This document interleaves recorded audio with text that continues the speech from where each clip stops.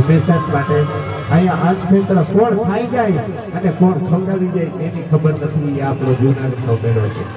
એક વખત આપણા વડાપ્રધાન વિદેશની ટૂરે ગયા હતા અને વડાપ્રધાનને કહેવામાં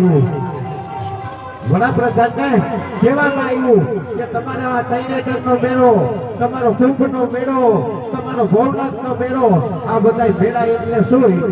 તમારા મેળા એવું કરો છો, પણ આમાં તમારો દેશ ક્યાંથી હાથે આવે? ત્યારે આપણા વડાપ્રધાન અહીંયા એક સારો મસ્ત જવાબ આપ્યો હતો કે અહીંયા કોણ ખાઈ જાય અને કોણ ખવડાવી જાય એની અમને ખબર નથી. એ અમારો સૌરાષ્ટ્રનો મેળો છે.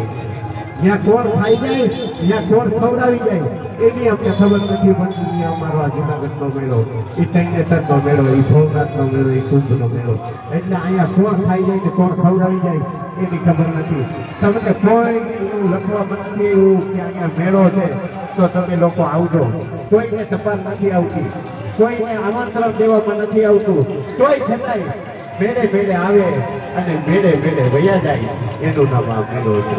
ખરેખર હકીકતમાં આપણે ગૌતમ માતાજી અને ભરત બાપુને ખરેખર ધન્યવાદ દેવો જોઈએ. હંમેશા માટે વાલે ઘેરે આ જગ્યા ઉપર વાલે ઘેરે હોય છે ભવનાથનો મેળો અને પરિક્રમામાં અવશ્ય હંમેશા માટે કાયમ માટે મુલાકાત લો.